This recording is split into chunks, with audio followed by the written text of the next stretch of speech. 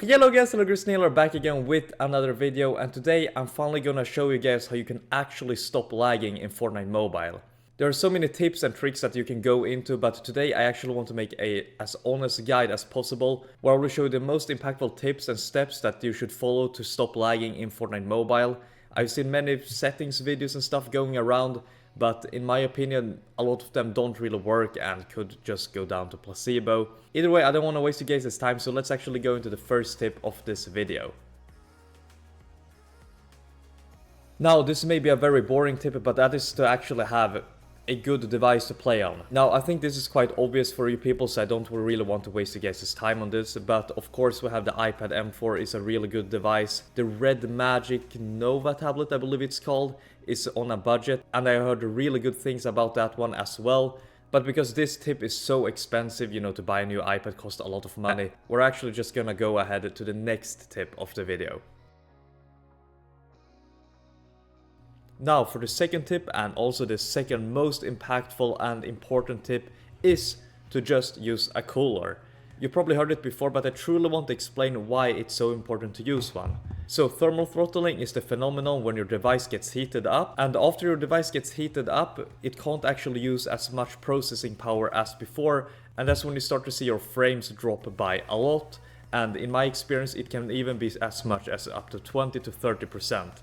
A cooler actually solves this problem completely, which means that whenever you play for longer than even 10 minutes, frame drops due to thermal throttling and your device getting overheated will no longer be a problem.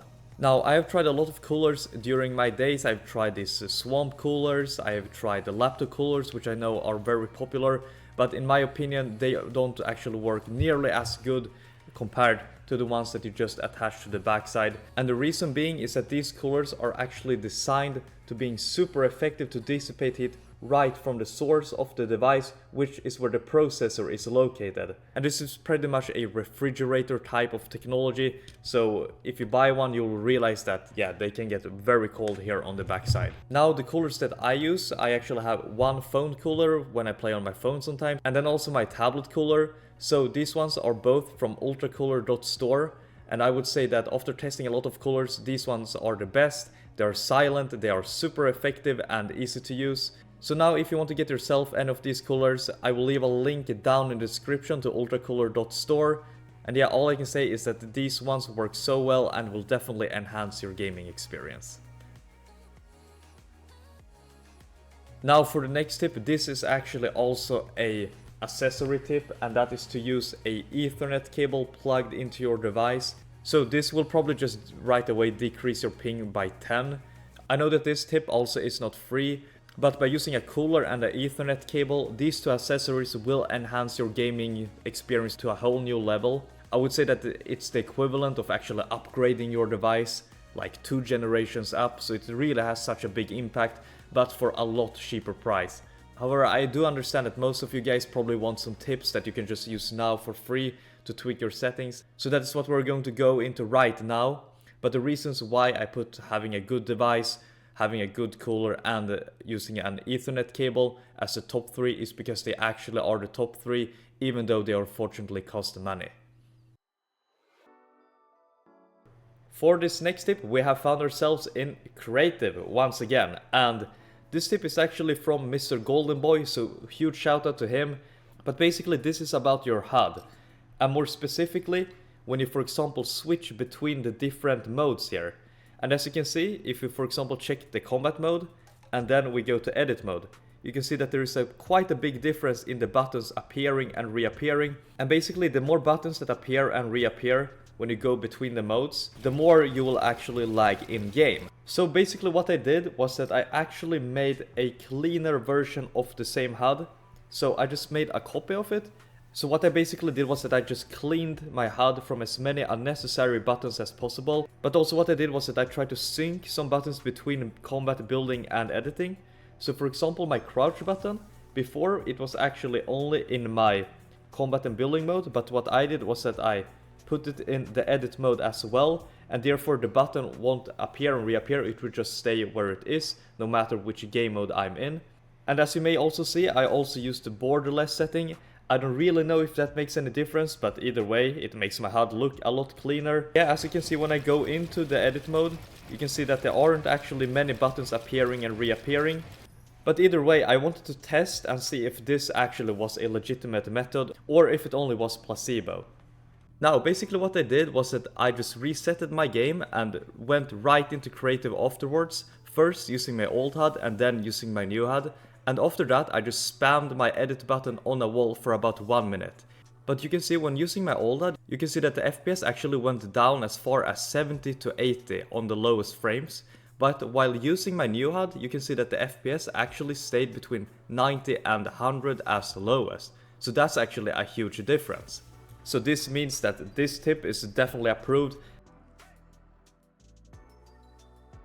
So now let's actually go into some of the graphic settings. Now, as quite obvious, just have your mobile frame rate at the maximum. And then your quality preset should obviously be at low. However, with 3D resolution, one thing that I realized is that it actually doesn't impact the frame rate as much as we think it does. And I would say that's especially true for more high-end devices. And I actually tested this in Moving Zone Wars. And since they are very action-packed with a lot of people in a small area, you will actually experience some frame drops.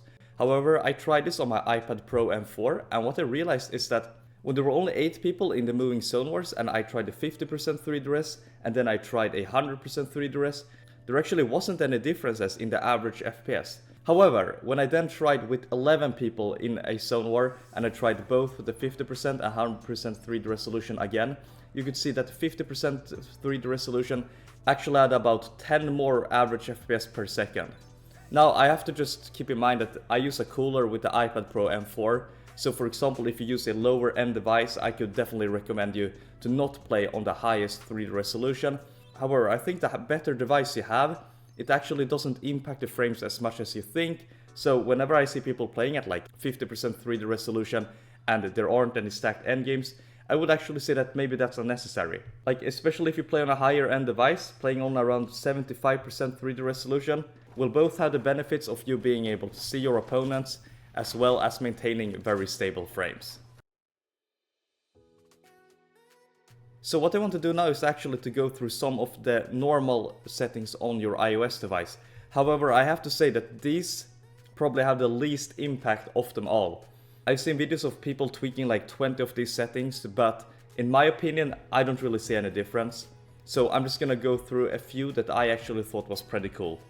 So the first one is to use the one reduce motion. So in my opinion this doesn't really affect the frames that much. However, you will notice that your input delay actually gets slightly lower. So this is definitely a bonus and a setting that I could definitely recommend you guys to try. Now another one, I don't really think it will have that much of an impact, but it's the background app refresh. And just turn it off at everything so that apps don't sit in the background. And now actually another one which is very important, it's not really any hidden setting or tip, but it's just to have quite a lot of iPad storage left, because when your storage gets filled, you can definitely experience more lag. But now, apart from that, I think that just in general, don't have any apps open, don't have too many notifications or anything disturbing your gameplay experience. I've also seen that Fortnite now, you can have the game mode enabled, and with that it will also reduce background activity.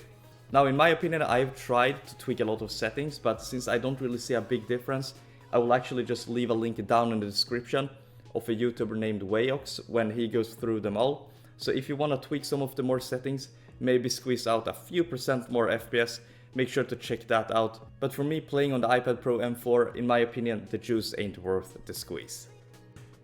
Now, just as a final note, I have to say that no matter how many settings you try to tweak, at the end of the day, really the only people who can truly optimize your device is Epic Games. And I can just say that I've tried to tweak so many settings, but at the end of the day, they don't really make that much big of a difference.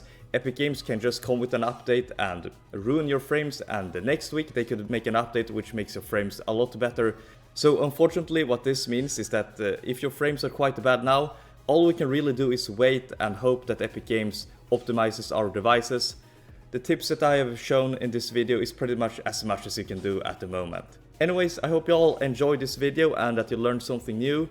Hopefully these tips will at least help your frames a bit, and yeah, until next time, have a great rest of your day, guys.